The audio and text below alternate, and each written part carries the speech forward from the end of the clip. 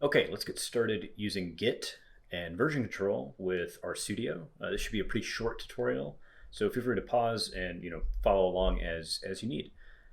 First things first, you need to make sure you have Git installed. One way you can do that here on a Windows machine is just open the command prompt.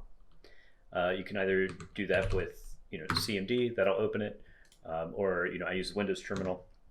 And just do git dash dash version. If you don't see anything here, you need to go download Git for Windows.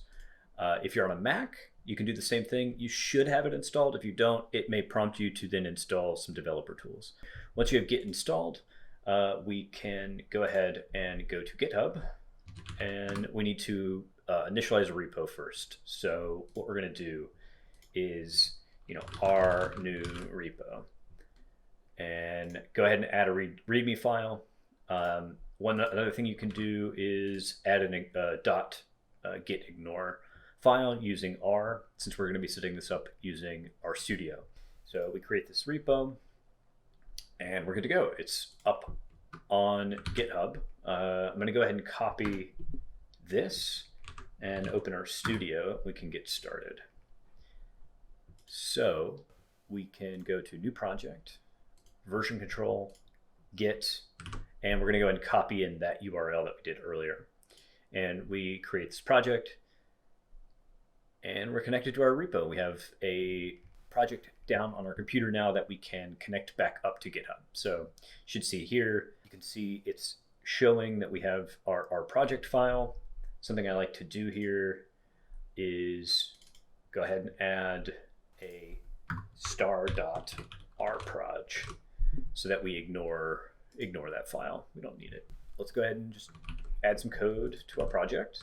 Say we have our plot, and so we're doing some work, we're working on this, and we're ready to go ahead and send it up to our repo. So we'll go ahead and stage these changes in our repo, commit, add our message, we made a plot, and we're going to go to commit.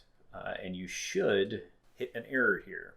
If you do, you need to reopen your command prompt and let Git know who you are. It is worth noting, it may have already popped up and had you connect to your GitHub when you started this process.